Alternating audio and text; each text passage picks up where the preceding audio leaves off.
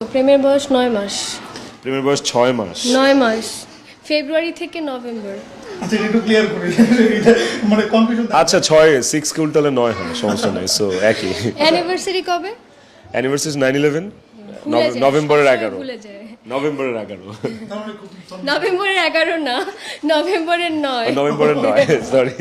আমি আসলে ওর মানে লুকের প্রেমে পড়ি নাই, থাকে না লাভ এট ফার্স্ট সাইট, সেটা ছিল হচ্ছে ও অনেক সুন্দর গান গাইতো, সো ওর গানের প্রেমে পড়েছিলাম। আমি তো জাহির আলভির 0 day 1 থেকে ছিলাম, সো আমি তো ওকে স্টার হিসেবে দেখিনি। মানে যদি হতো যে আমি একটা নায়ক আলভিকে বিয়ে করেছি তখন হয়তো এই জিনিসটা, কিন্তু ওর এই অ্যাচিভমেন্টসটা আমাকে খুব মানে হ্যাপি করে। আপনি তো হচ্ছে নিয়মিত কাজ করছেন, নাটকে কাজ করছেন, সেই পাশাপাশি হচ্ছে সংসারও করছেন, তো দুইটা একসাথে কিভাবে ব্যালেন্স করছেন?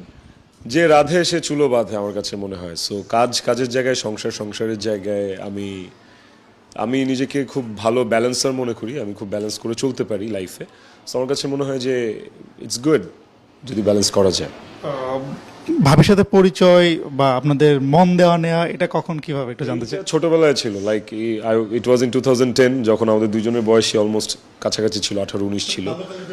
বলা যায়। সো ওই প্রেমটাকেই আমরা এত দূর পর্যন্ত নিয়ে আসছি আপনাদের দয়ায়। তাহলে আমি যদি জানতে চাই স্পেসিফিকলি যে আপনাদের প্রেমের বয়স কত, মানে আপনাদের যে প্রেমটা সেটার বয়স কত এক্সাক্ট? প্রেমের বয়স 6 মাস আর বিয়ের বয়স 13 বছর অলমোস্ট। ভুল বলছো, প্রেমের বয়স 9 মাস।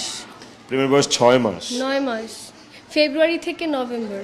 আচ্ছা এটা একটু ক্লিয়ার করে এটা মানে কনফিউশন। আচ্ছা 6 কে উল্টালে 9 হয়, সমস্যা নাই। সো একই। অ্যানিভার্সারি কবে? অ্যানিভার্সারি 9/11 ভুলে যায়, নভেম্বরের সবসময় 11। ভুলে যায়। নভেম্বরের 11। নভেম্বরের 11 না, নভেম্বরের 9। নভেম্বরের 9, সরি। ওই একই 9/11। আপনার কাছে জানতে চাই প্রথম মানে যখন ভাইকে দেখলেন সে তো নিশ্চয়ই আপনাকে প্রথম প্রপোজ করেছিল নাকি আপনি করেছিলেন, কোন ব্যাপারটা কি ছিল আসলে? ব্যাপারটা দুই সাইড থেকেই ছিল।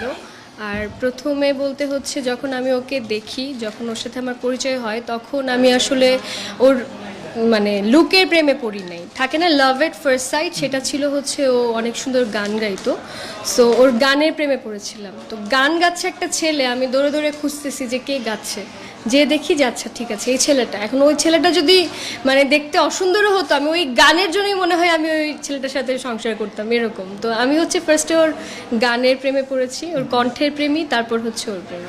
আচ্ছা যখন মানে প্রপোজটা কে আগে করেছিল, ভাই আগে করেছিল না আপনি করেছিলেন? এটা প্রপোজটা বলতে হচ্ছে যে আমি ওকে পছন্দ করতাম, এটা হচ্ছে ওকে জানাই, তারপরে হচ্ছে অফিসিয়ালি আবার ও প্রপোজ করে আমাকে। আচ্ছা এখন তো সে হচ্ছে মানে